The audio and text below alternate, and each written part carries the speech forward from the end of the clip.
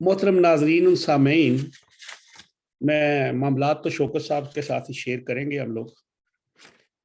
जो अच्छी बातें हो रही हैं वो ये है कि कल जब नई हुकूमत बनी, नए वजीर आज़म आए, तो उन्होंने अपनी बड़ी वो पुरानी टीम जो है वो उनका जो एक आज तो बल्कि एक उनके वो बड़े मुखालफ से साफ़ी हैं। वो एंकर खान साहब के तो बड़े वो चहेते थे, वो इधर नॉर्वे में होते हैं लेकिन वो बातें वहाँ की करते हैं। तो उन्होंने कहा जी कि शहबाज शरीफ सुबह 7 बजे दफ्तर पहुंच गया सिर्फ दिखाने के लिए और हाजिरी चेक करने के लिए और लोगों पे रोब दबाने के लिए। मैंने कहा यार ये लेट जब रात को वो सोए, अगर वो कोई चस्के मस्के लेके सोए फिर तो 3 बजे ही उठेगा, लेकिन वो मेरा ख्याल सही है। तो उन्होंने अपना प्रिंसिपल सेक्रेटरी भी चूज कर लिया, सब कुछ हो गया। और अगली जो खबरें कुछ हैं वो गवर्नर वगैरह की जो है वो भी वो कर गए। शीरी रहमान मेरा ख्याल है अमेरिका में सफीर होंगी। लेकिन जो असल बात मैंने करना चाहता हूँ ना शौकत साहब के साथ, वो तो यह है कि कल से जो ही शहबाज शरीफ आए तो स्टॉक एक्सचेंज बहुत ऊपर चला गया। 1-2 दिन में जो रुपए की वैल्यू है 3.3% बढ़ गई। और आज जो असल बात मैं शौकत साहब से बात करूंगा। जनाब अस्सलाम वालेकुम। वालेकुम सलाम जनाब। बाकी सारी बातें आपके जिम्मे, बस एक छोटी सी बात मैं करता हूँ। एक इकोनॉमिक टाइम्स एक अखबार है चाइना का, एक इंग्लिश है वो भी, जो चाइना की तरफ से है, वो पूरे एशिया और यूरोप को वो उसके आता है। वहां पे वो कहते हैं कि चाइनीस ऑफिशियल जो हैं उन्होंने संडे को एक मीडिया जो अनाउंस किया है, उन लिखते हैं upbeat above the prospect of Shahbaz Sharif becoming the new prime minister Pakistan following the ouster of Imran Khan। फिर आगे वो बड़ी तफसील है, लेकिन saying all weather ties between China and Pakistan could be better than under Khan। ये Chinese newspaper की सुर्खी है। तो मैं समझता हूं कि खान साहब कह रहे हैं कि ये अमेरिकी साजिश है। तो अगर ये लोग अमेरिकी साजिश में लोग थे तो ये तो फिर चाइना को तो यानी इनकी मुखालफत करनी चाहिए कि ये तो अमेरिकन पिट्ठू हुए। तो चाइना कह रहा है कि हम इनके साथ बड़े इजी, अभी हमारे जो पाकिस्तान और चाइना के तल्कात हैं वो बड़े नॉर्मल हो जाएंगे और हमारा काम करेंगे हम एक दूसरे के साथ। रुपए की वैल्यू बढ़ गई, स्टॉक एक्सचेंज इतना बढ़ गया, उसके बाद इंटरनल जो है काफी चीजों के आज वो रेट वो जो बाजारों में बड़े कम होने शुरू हो गए। बहुत शुक्रिया जनाब। कबल इसके कि मैं आपके सवालों की तरफ आऊं, मैं आज फिर आपके इस प्रोग्राम के तवस्सुत से उन तमाम दोस्तों, अहबाब, मुल्की बैनुल अक़वामी दोस्तों का बेहद ममनून और मशकूर हूँ कि उन्होंने मेरे हमज़ुल्फ़ की नाकानी वफ़ात पर मुझे ताज़ियती पैगाम भेजे। कई दोस्त अहबाब ने फ़ोन किए। अनफॉर्चुनेटली मैं फ़ोन नहीं अटेंड कर सका, चूँकि मुसलसल फ़ोन सुन के तो आप कह सकते हैं कि तबीयत भी परसों से कोई अच्छी नहीं है। एनी हो, उन सारे दोस्तों का शुक्रिया, बिलखुसूस वर्ल्ड सिंधी कांग्रेस के जनाब लाखू साहब का, डॉक्टर हिदायत भुट्टो का और दीगर दोस्तों का। इसी तरह बलूचिस्तान से मोहतरमा डॉक्टर नाइला कादरी जो चेयरपर्सन हैं डेमोक्रेटिक पीपल्स कांग्रेस की, और इसी तरह अपने डिफरेंट पॉलिटिकल पार्टीज जो एजेके से तल्लक रखते हैं, उन सब का बेहद ममनून हूँ। अपनी पार्टी के सारे कारकुनों ने जिस सदमे और गम में शरीकत का एहसास दिलाया, तो हम तो वैसे ही एक ख़ानदान हैं, तो मैं उनका शुक्रिया अदा करता हूँ। मैं बाद अज़ा सबका फ़र्दन फ़र्दन भी शुक्रिया अदा करूँगा। और इसी तरह कनाडा से भी दोस्त अहबाब ने, यूनाइटेड स्टेट से, तो सबका बहुत बहुत शुक्रिया। क्योंकि ये पैगाम इसलिए मैं रिकॉर्ड करवा रहा हूँ कि कहीं ऐसा न हो कि किसी कोताही की वजह से या मसरूफियात की वजह से शुक्रिया रह जाए। तो یہ ایک جنرلی سبھی احباب کا میں بے حد ممنون اور مشکور ہوں کہ انہوں نے غم کی دکھ کی اس گھڑی میں میرے شریک غم رہے ہیں. تو بہت شکریہ. اب میں آتا ہوں آپ کے سوال کی جانب. پہلی بات تو یہ ہے کہ جو نئی حکومت ہے، محترم شہباز شریف صاحب پاکستان کے پرائم منسٹر بن گئے ہیں، ساری دنیا کو پتہ چل گیا ہے، اور ان کو کئی ملکوں کی جانب سے گریٹنگز بھی مل رہی ہیں، ترکی کی طرف سے، سعودی عربیہ کی طرف سے، انڈیا کی طرف سے، اور بالخصوص رشیا کی طرف سے بھی بہت وارملی گریٹنگز انہوں نے بھیجی ہیں، اور مستقبل میں اچھے تعلقات کی خواہش کا اظہار کیا ہے. چائنا نے تو آپ کہہ سکتے ہیں کہ ایک جس کو کہنا چاہیے کہ سفارتی تعلقات کی حد ہی کر دی، کہ انہوں نے نہ صرف اپنی مبارکباد بھیجی بلکہ بہت زیادہ شہباز شریف صاحب کی کاموں کی تعریف کی، اور ان کے ماضی کے کردار اور ان کی ڈیولپمنٹ کے ساتھ ہے ان کی جو گہری وابستگیاں اور دلچسپیاں ہیں. تو یہ ایک طرح کی غیر معمولی گریٹنگز جو ہے وہ ان کو موصول ہوئی ہے چائنا کی طرف سے.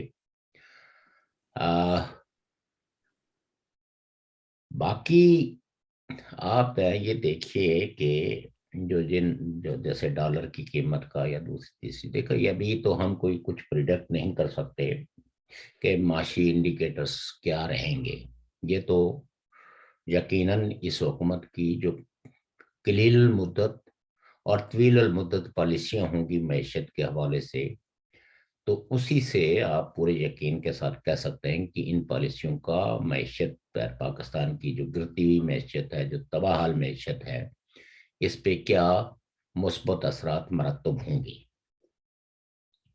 پاکستان کا بحران ابھی بھی ٹلا نہیں ہے. پاکستان کے اندر آپ کو پتہ ہے آئے روز فسادات ہو رہے ہیں، حتیٰ کہ آج ہوٹل جو کیا اس کا نام ہے اسلام آباد میں، تو اس میں کچھ جو اپوزیشن پارٹیوں سے تعلق رکھتے ہوئے تھے ایک، تو وہ بیٹھے ہوئے افطار کر رہے تھے، اور ان پہ بھی کچھ لوگ حملہ آور ہوئے، اور وہ تقریباً 5 اسٹار ہوٹل ہے، اس میں بھی کافی بدمزگی پیدا ہوئی ہے. اور کراچی میں بھی ایم کے ایم کے کچھ جھنڈے پی ٹی آئی کی طرف سے جلائے گئے، یہ جانتے بوجھتے کہ کراچی میں اب بھی ایم کے ایم اتنی ایک مضبوط ہے کہ وہ پی ٹی آئی کو جواب دے سکے. اور جواب آج انہوں نے دیا بھی ہے. آج انہوں نے پی ٹی آئی کے سارے جھنڈے اتار کے ان کو جلایا، اور ساتھ میں ان کو متنبع کیا کہ اگر آپ نے یہ پالیسی ترک نہ کی تو پھر پی ٹی آئی کے کسی بھی لیڈر کا گھر سے نکلنا مشکل بنا دیں گے. خیبر پختونخوا کی بھی کوئی اچھی خبریں نہیں ہیں،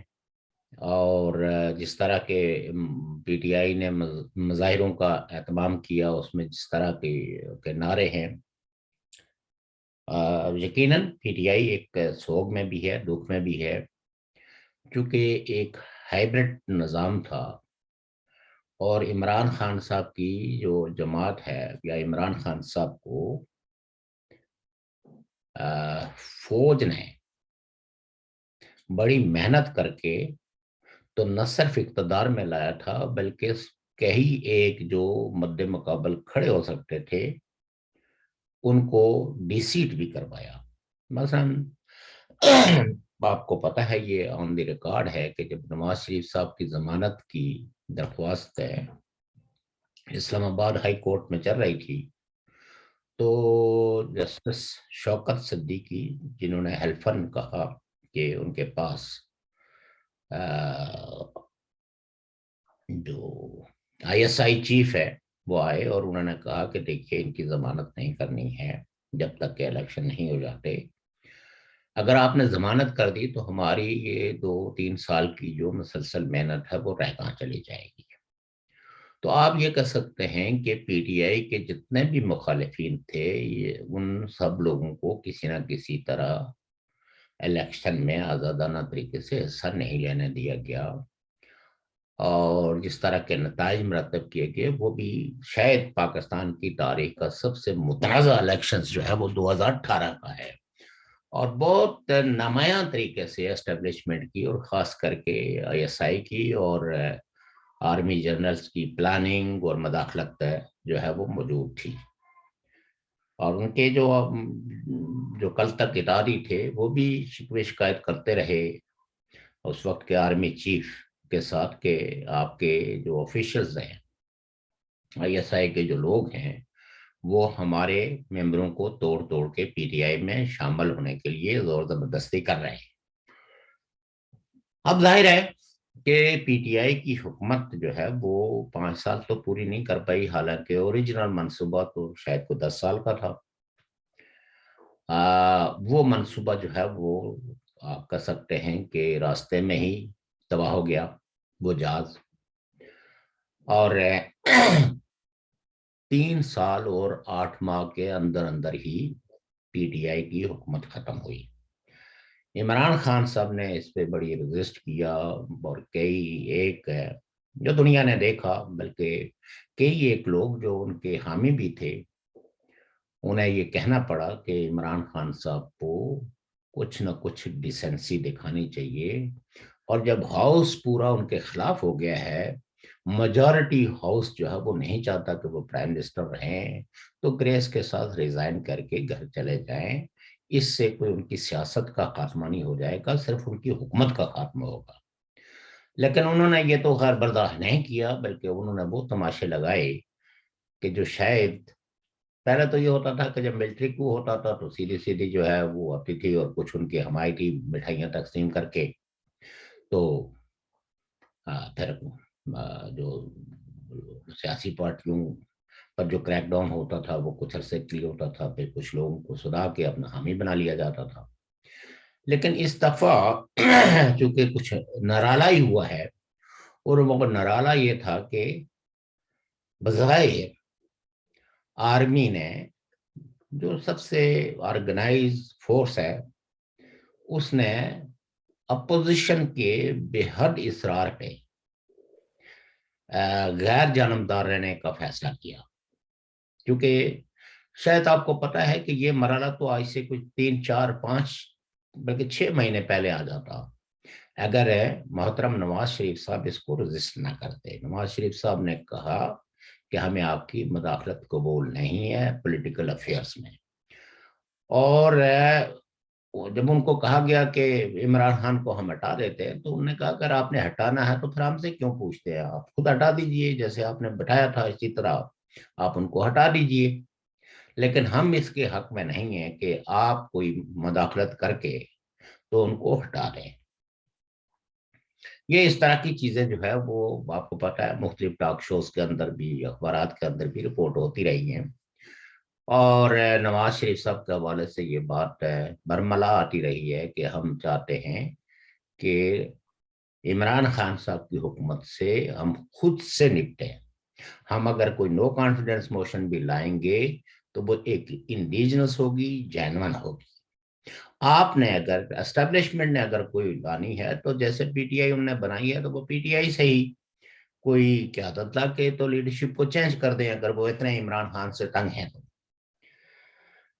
اور یہ بھی ایک حقیقت ہے، وچ از انفارچونیٹ، لیکن عمران خان صاحب سے جو توقعات ہے ان کے فالوورز نے اور کچھ غیر جانبدار لوگوں نے جو سیاست کے اندر صرف اس حد تک دلچسپی رکھتے ہیں کہ جو بھی حکومت آئے وہ کچھ ڈیلیور کرے، وہ کسی کی بھی توقعات پہ پورے نہیں اتر سکے۔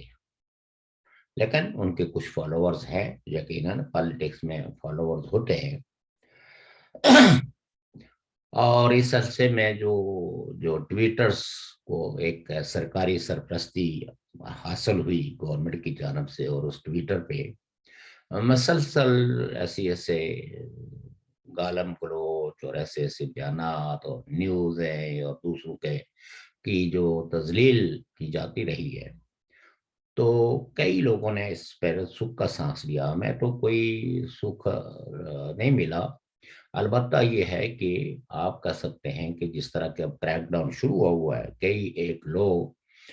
गिरफ्तार भी हो चुके हैं, कई एक ट्विटर अकाउंट्स बंद हो चुके हैं, और सिक्योरिटी फोर्सेस जो है वो इस डैमेज को कंट्रोल करने के लिए कुछ गैर मामूली इकदाम कर रही है।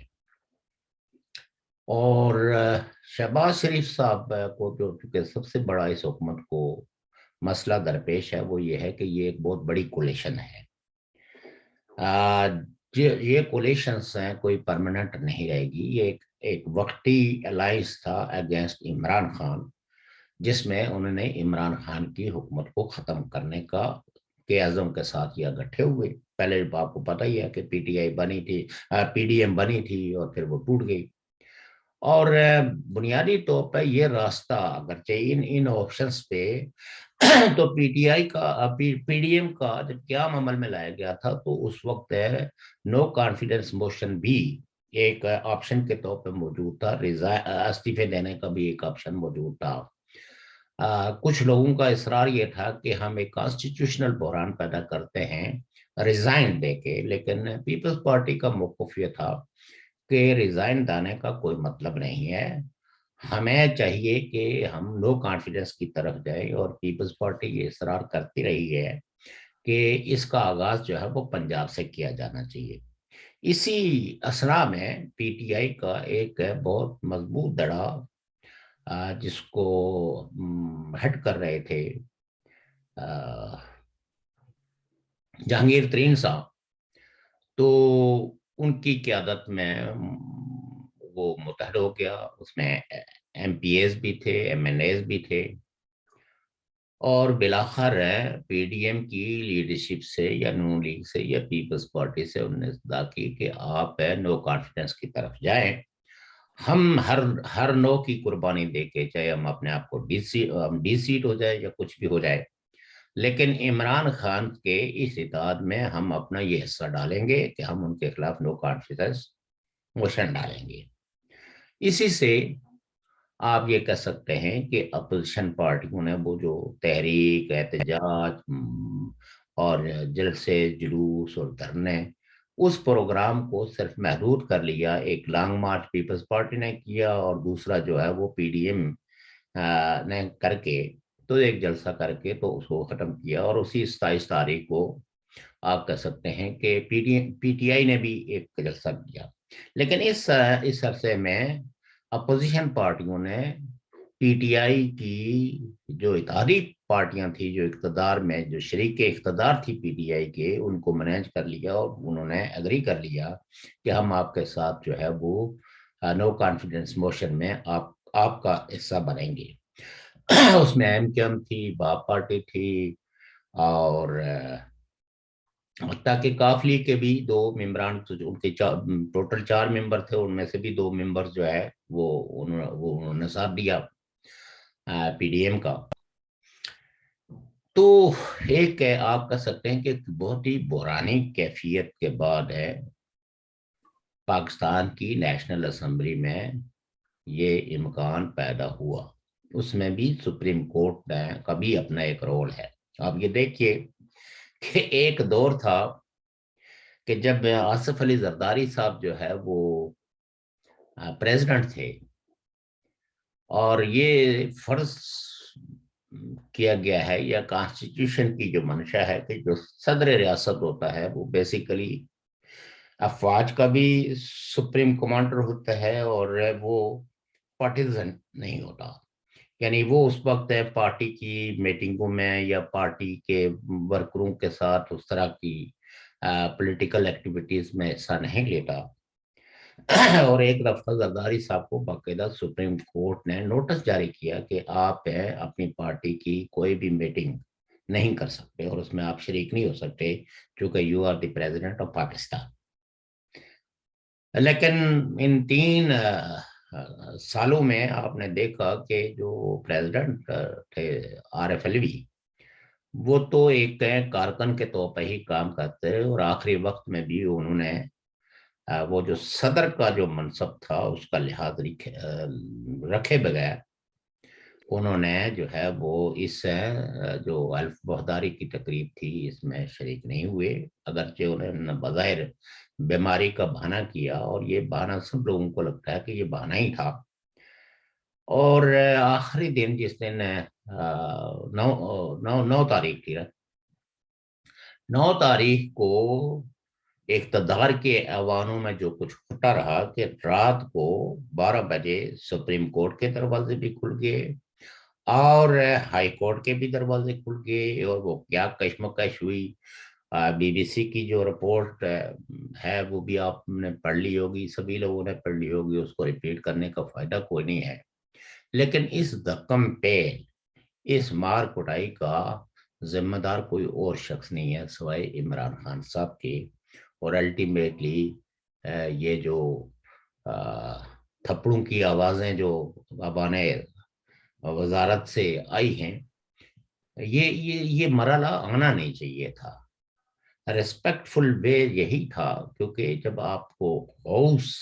और ये पाकिस्तान के कॉन्स्टिट्यूशन में इसमें कोई एम्बिग्युइटी नहीं है, क्योंकि प्राइम मिनिस्टर जो है वो कोई अवाम के बराह रास्त वोटों से नहीं बनता। प्राइम मिनिस्टर तो बनता ही नेशनल असेंबली के मेंबरों की मेजोरिटी से। तो जब मेजोरिटी आपके खिलाफ हो गई तो देन आप हैं को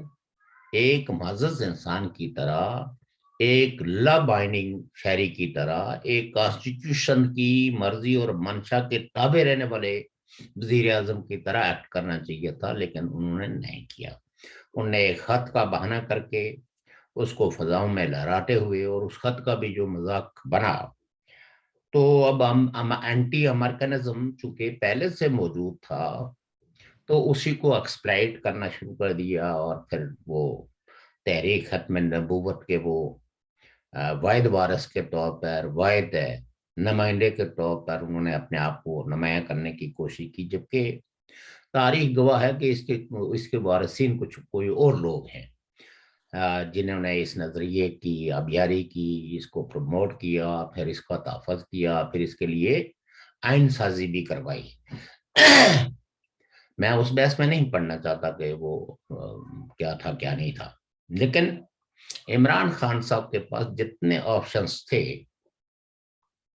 लीगल और इलीगल, वो सारे उन्होंने इस्तेमाल किए। लीगल जब जब वो प्राइम मिनिस्टर थे तो उन्होंने अपने सारे जो मुखालिफिन थे उनको जेलों में बंद करने के लिए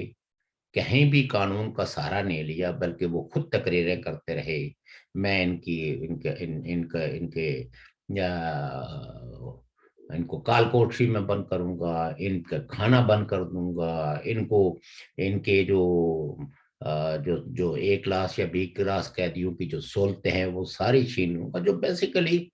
एक प्राइम मिनिस्टर की कुर्सी पे बैठे हुए शख्स को इस तरह के ऐलानात करके, तो ये जो है वो बदतहजीबी नहीं करनी चाहिए थी। एक शख्स अगर कैदी है तो अपेरेंटली गवर्नमेंट तो यही बिहेव करती हैं कि इसने कोई कानून की खिलाफ वर्जी की है या इस पे कोई जेन्युइन केसेस है। लेकिन जब प्राइम मिनिस्टर उठ के पब्लिक के अंदर ये ऐलान करता फिरे कि मैं इनसे सब सहूलतें ले लूंगा, ये सारी जिंदगी जेलों में सड़ेंगे, तो फिर उससे जो जो गैर जानबदार लोग होते हैं जिनका सियासत में दिलचस्पी इस हद तक होती है कि वो किसी मुल्क को लुक आफ्टर करें कि भाई वहाँ रूल ऑफ लॉ है या नहीं है, वहाँ कैदियों को मैनुअल के मुताबिक सहूलतें मिलती है नहीं थी, तो उन सबको ये कहने का मौका मिला कि यहाँ एक इंतकाम की सियासत चल रही है, यहाँ कैदियों के साथ वो सलूक नहीं होता जो जेल मैनुअल के मुताबिक पॉलिटिकल प्रिजनर्स के साथ होना चाहिए। और उससे ओवरऑल आप ये कह सकते हैं कि दुनिया के रिकॉर्ड पे ये चीज आई कि पाकिस्तान में लोगों के साथ और खास करके सियासी मुखालिफिन के साथ जो है वो इंसानी सलूक नहीं हो रहा है। और उन्होंने एक लम्हे के लिए भी ये परवाह नहीं की कि दुनिया क्या सोचेगी। इंसानी हुकूक के जो अलमबरदार हैं, जो قیدیوں کے حقوق کی بات کرتے ہیں، یونائٹڈ نیشنز کے وہ ادارے جن کی مسلسل جو ہے وہ یہی ذمہ داری ہے، اسی کے لیے وہ تنخواہیں بھی لیتے ہیں، اسی کے لیے ان کی لیجسلیشن، اور پھر یہ جتنی بھی نیشنل اسٹیٹ جو سگنیٹری ہیں، جو ممبر اسٹیٹس ہیں یونائٹڈ نیشن ہیومن رائٹس کی، تو وہ چارٹر کے مطابق دیکھتے ہیں کہ کون سا ملک اس پہ عمل کر رہا ہے، کون سا نہیں کر رہا ہے، اور فوقتاً فوقتاً جو رپورٹیں آتی ہیں تو ان رپورٹوں سے لوگ ایجوکیٹ ہوتے ہیں اس ملک کے مطابق کہ کسی ملک کے اندر انسانی حقوق کا گراف، تحفظ کا گراف کتنا ہے اور خلاف ورزیوں کا گراف کتنا ہے۔ تو بہرحال یہ ہے کہ کئی لوگوں نے تو کہا کہ تاریخ کا ایک سیاہ دور، میں تو یہ بات نہیں کہوں گا، یہ بہت بڑا جملہ ہے، لیکن میں یہ سمجھتا ہوں کہ عمران خان صاحب کی حکومت نے ایک ایڈمنسٹریٹو، نہ صرف ایک ایڈمنسٹریٹو انارکی پیدا کی، بلکہ رول آف لا کو بھی اپنے پاؤں تلے روندا، کانسٹیٹیوشن کی کسی طرح کا بھی انہوں نے احترام کرنے کے لیے ایک لمحے کے لیے بھی اپنے آپ کو تیار نہیں کیا، اور آخری لمحے میں جس طرح جو ہے وہ جلدی جلدی سے یہ ساری چیزیں سمیٹ لی گئی، اس سے نئے نئے باتیں نکلی، اور کئی لوگوں نے یہ کہا کہ پرائم منسٹر بلاخر مار کھا کے، یعنی فزیکل مار کھا کے تو انہوں نے پرائم منسٹر ہاؤس چھوڑا، اور جس طرح اسپیکر نے بیہیو کیا، اور وہ آخری وقت میں اس طرح دوڑے دوڑے آئے اور دوڑے دوڑے انہوں نے اعلان کیا ہانپتے کانپتے کہ جی ٹھیک ہے جی میں ریزائن کرتا ہوں اور میں آگے نہیں چلاؤں گا، چونکہ میرے پاس ایک لیٹر آ گیا ہے، تو لہٰذا میں جو ہے وہ ایاز صادق صاحب کو کہتا ہوں کہ باقی اسمبلی کی کاروائی سپریم کورٹ کے فیصلے کے مطابق جو ہے وہ چلائے۔ تو جی، تو اس سے بے شمار قسم کی کہانیاں جو ہے نا وہ منظر عام پہ آئی ہیں۔ یہ کہانیاں جو ہے وہ کوئی اچھی کہانیاں نہیں ہیں، یہ مذہب دنیا کے لیے کوئی نیک شکون نہیں ہے۔ دوسرا یہ ہے کہ کل جو سابق پرائم منسٹر ہیں انہوں نے اپنے ایک وزیر بتدبیر جو سابق کشمیر افیئر کے منسٹر بھی رہے ہیں، علی امین گنڈاپور، جن کے کردار اور جن کی حرکات و سکنات کی وجہ سے جو لوگ اکثر ان کو گنڈا پور نہیں بلکہ گندا پور کہتے ہیں، ان کو سو کارڈ آزاد کشمیر کے پپٹ پرائم منسٹر کے پاس بھیجا، عبدالقیوم نیازی صاحب کے پاس، کہ آپ جو ہے وہ ریزائن کر دیں اس بنیاد پہ کہ جو امریکہ نے جو خط لکھا ہے، جو دھمکی دی ہے، تو آپ جو ہے وہ کہیں کہ یہ ایک سراسر، یعنی انڈر پروٹیسٹ آپ لوگ جو ہے وہ ریزائن کر دیں، اور اسی طرح کا کوئی پیغامات جو ہے وہ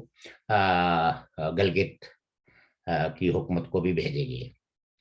یہاں تو کہتے ہیں کہ جو نیازی صاحب ہے انہوں نے تو انکار کر دیا کہ ہم تو اس طرح کا کوئی فیصلہ نہیں کریں گے۔ تو الٹیمیٹلی آپ یہ کہہ سکتے ہیں کہ پی ٹی آئی نے ہی، پی ٹی آئی کے ایک گروپ نے اپنی ہی حکومت کے خلاف ایک نو کانفیڈنس موشن داخل کرا دی ہے، جس کے لیے عام طور پر لوگ یہ کہتے ہیں کہ وہ جو سینئر منسٹر ہے تنویر الیاس صاحب، تنویر الیاس چغتائی صاحب، انہوں نے جو جی صدر ریاست شامل ہیں، جی جی، اب وہ دیکھنا اندرون خانہ تو کئی لوگ شامل ہوں گے، اور اب اور تنویر وہاں الیاس صاحب پرائم منسٹر اور ان کے بیٹے کو سینئر منسٹر، وہ دیکھیں نا لال آج ایک اور خبر بھی آئی ہے نا جی، جی جی جی جی، افطار پارٹی تھی ادھر وہ میرٹ ہوٹل میں، میریٹ ہوٹل میں، وہی تو میں نے بتایا کہ اس میں جو ہے نا جھگڑا ہوا جو، اور وہ پھر انہوں نے P T I Peoples Party والوں نے کافی اس بندے کی پینٹی لگائی، ہاں وہ کینیڈا سے کوئی آئے ہوئے تھے جو اور 8 بندے گرفتار ہوئے ہیں پنجاب سے، پورے ملک سے اس وقت تک، وہ تو جو فوج کے خلاف پوسٹر لگا رہے تھے، اور ایک بندہ ان میں سے ایسا تھا لاہور سے جو پکڑا ہے، 28 اکاؤنٹ اس نے بنائے ہوئے تھے، جا جا جا جا، اور ڈاکٹر ارسلان جو ہے وہ تو بھاگ گیا ہے، وہ لیکن اس غائب کے ہے، گھر سے انڈر گراؤنڈ ہو گیا نا جی، انقلابی جی جی جی جدوجہد میں تو انڈر گراؤنڈ ہونا پڑتا ہے نا جی، جی جی جی جی، سرکاری اور عمران خان صاحب کے خلاف پہلی انکوائری شروع ہوئی ہے کہ وہ توشہ خانے کا انہوں نے کچھ 2-4-10 لاکھ میں لیا تھا وہاں سے، تو 18 کروڑ کا لاہور کے ایک جیولر کو بیچا تھا زلفی بخاری کے تھرو، تو جی میرا خیال زلفی بخاری صاحب ہی گواہ بنیں گے اس میں کہ वो देखिए इंक्वायरी शुरू हो जी, गई वो है। तो अब बेशुमार किस्म के चार्जेस हैं, केसेस भी बनेंगे। कई एक लोगों ने तो ये कहा कि इमरान खान साहब का जो आखिरी ठिकाना है वो बनी गला नहीं है, बल्कि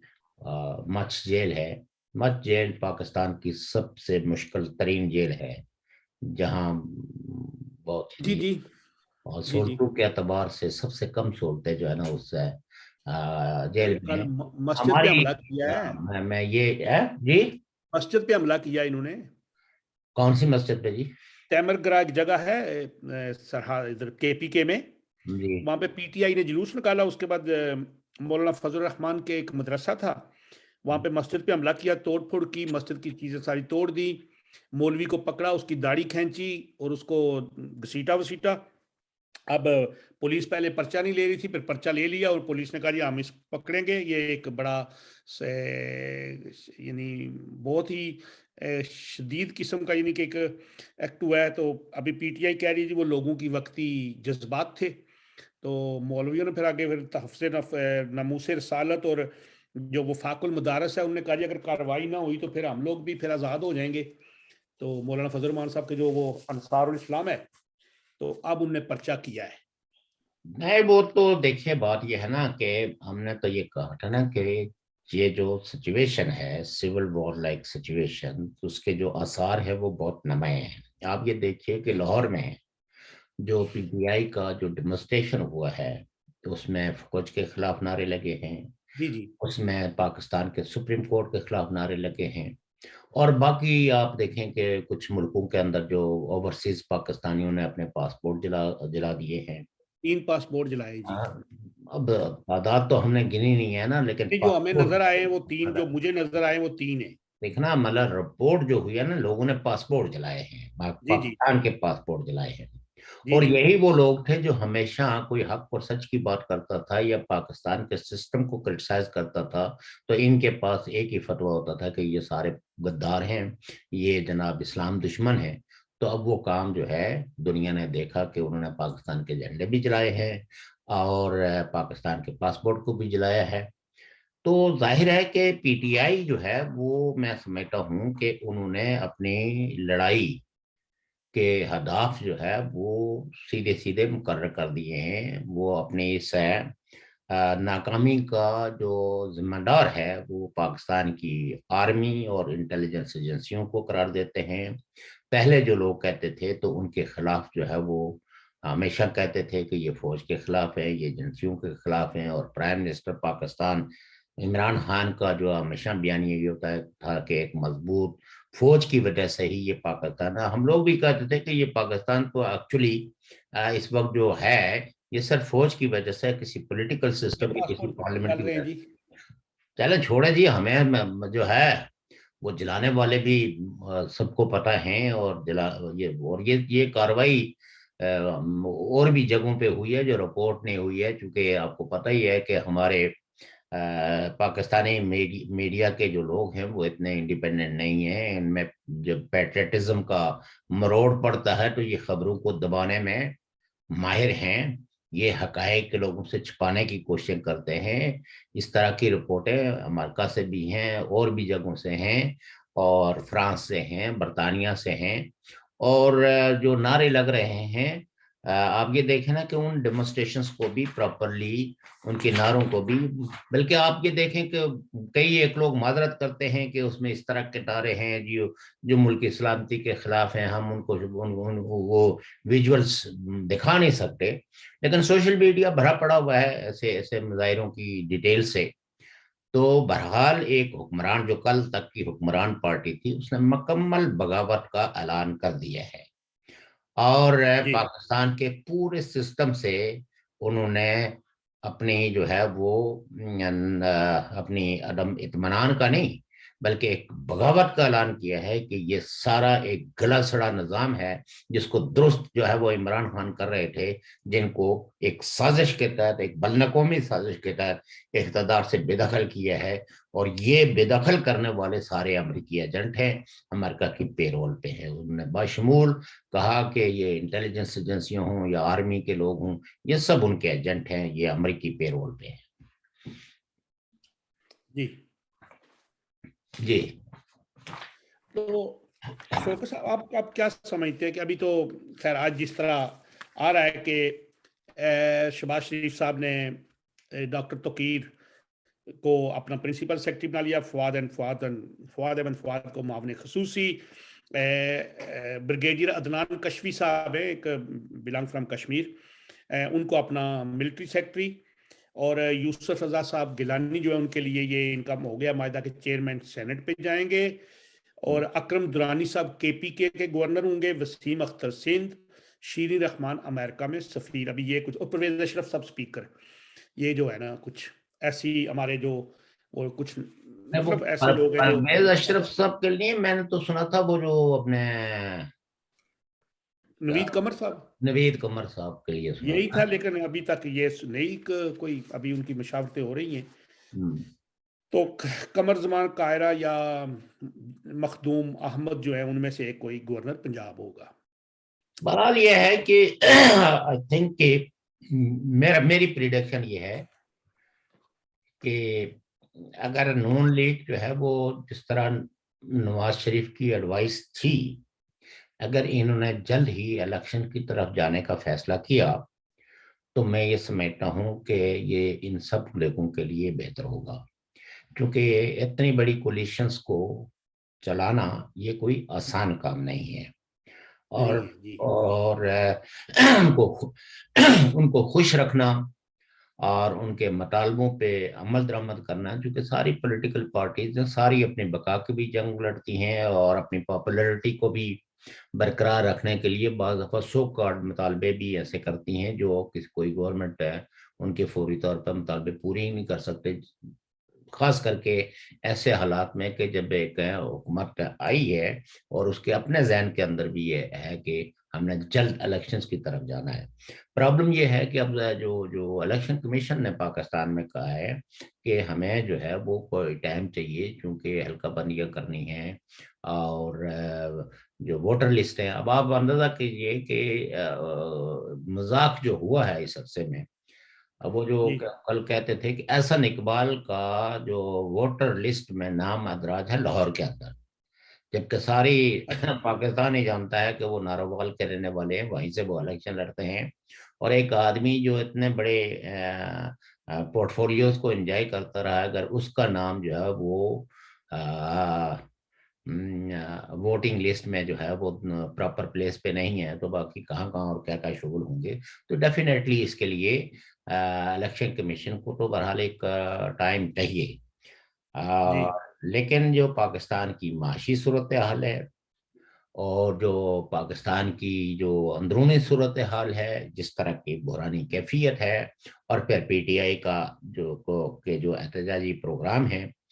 ان پروگرام کی روشنی میں یہ سمجھتا ہوں کہ موجودہ حکومت جو ہے وہ کوئی اتنی آرام کے ساتھ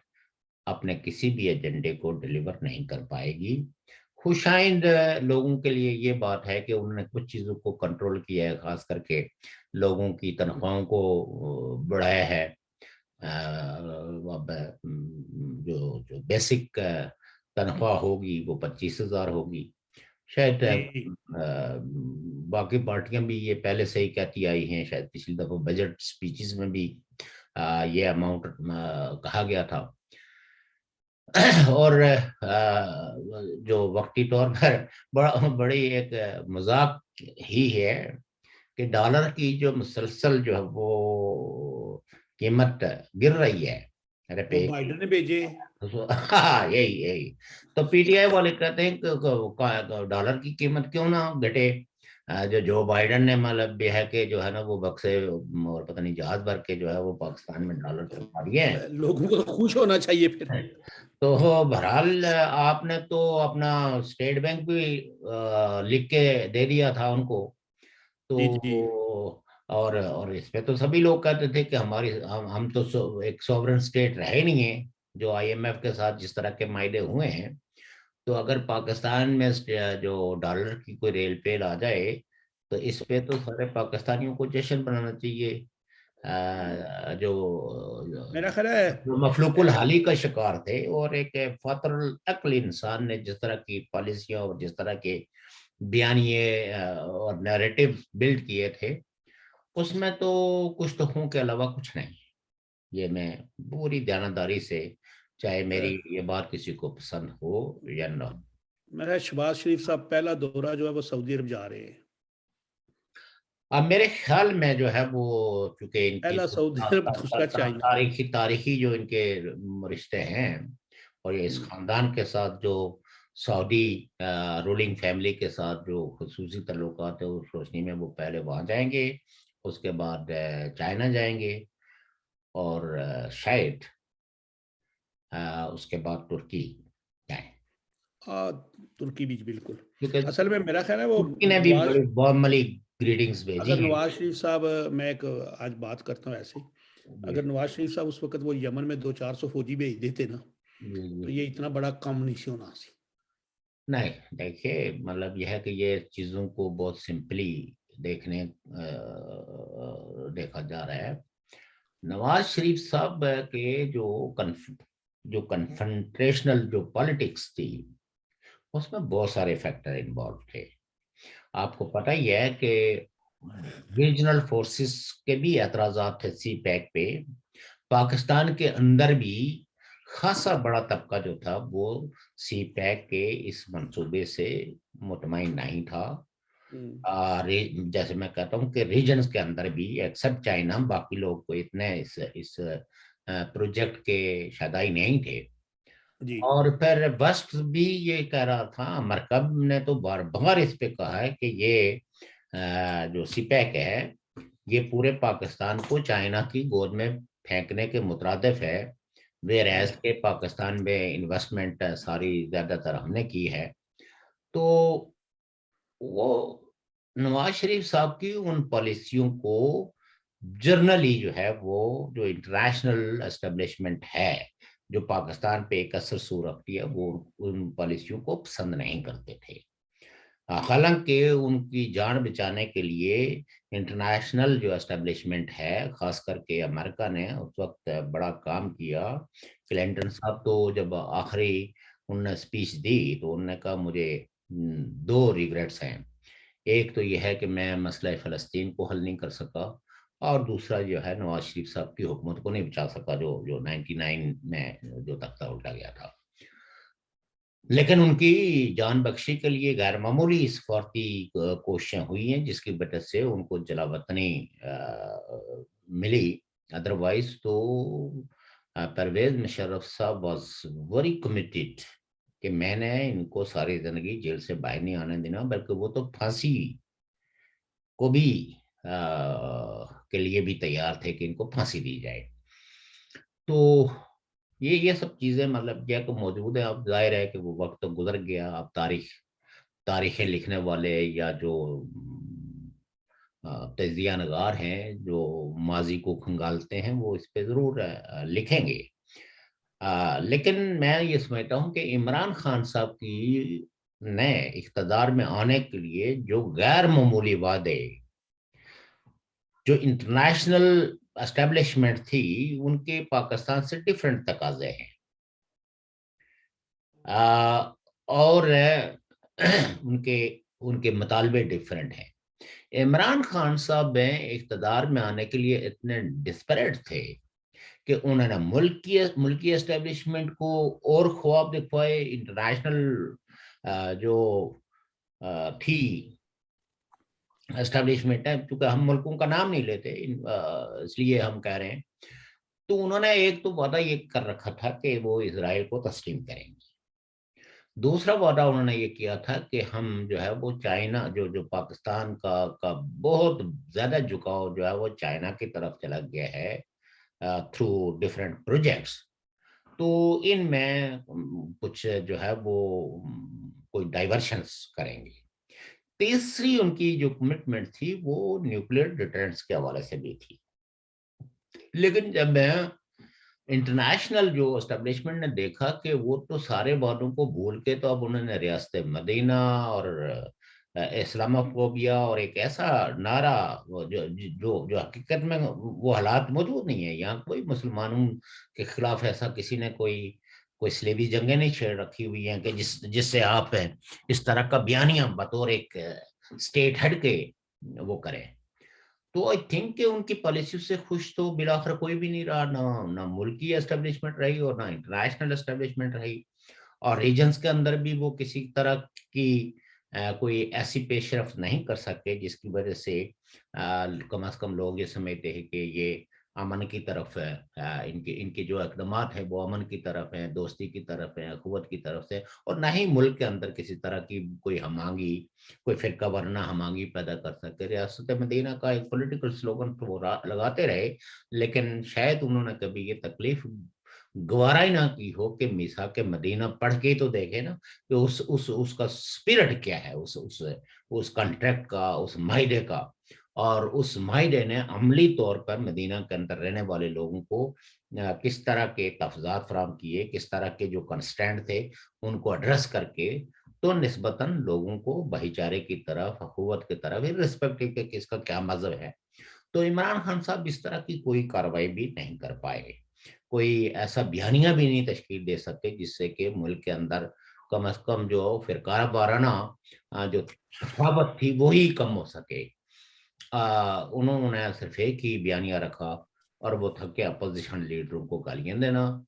اور ان کے نام بگاڑنا. اور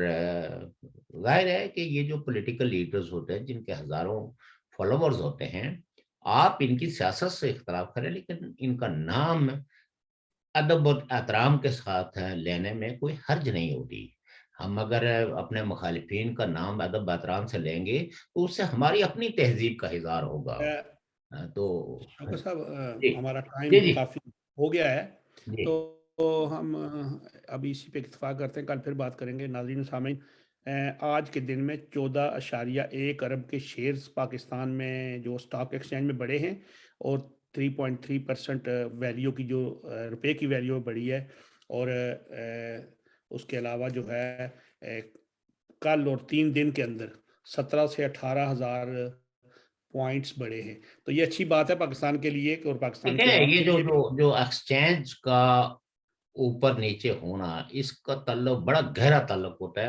پولیٹیکل سسٹم کے ساتھ, اسٹیبلٹی کے ساتھ, پولیٹیکل سسٹم سے زیادہ اسٹیبلٹی کے ساتھ, اور جو اقتدار میں آتا ہے اس کے کریڈینشلز پہ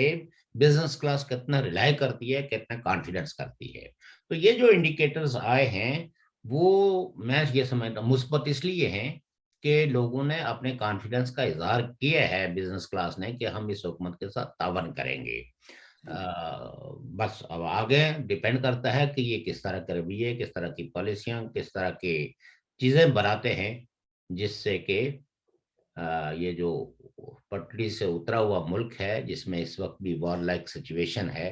اس کو کیسے ہینڈل کرتے ہیں, how to address the critical issues. ٹھیک ہے جناب. تو محترم ناظرین و سامعین, یہ تو پاکستان کی صورت تھی. آزاد کشمیر کے بارے میں شوکت صاحب نے بتایا کہ کل ان کو کہا ریزائن کریں, وہ نہیں کیا. اب ان کے بعد تحریک عدم اعتماد 25 لوگ اپنے ہی اٹھ کھڑے ہوئے. بیگانے تو بیگانے ہوتے ہیں, لیکن مجھے ایک افسوس ہے اس لیے کہ یہ آزاد کشمیر کے جو سیاستدان ہیں یہ اپنے مقاصد کے لیے پاکستان کے سیاستدانوں کے آگے بچھ جاتے ہیں, پھر وہاں پہ کوئی اپنی یونٹی نہیں دیکھتے. تو اسی لیے وہ ہمیں وہ 100 جوتے اور 100 پیاز والی بات ہے. میں اسی پہ اتفاق کرتا ہوں. کل پھر ملیں گے. اللہ حافظ.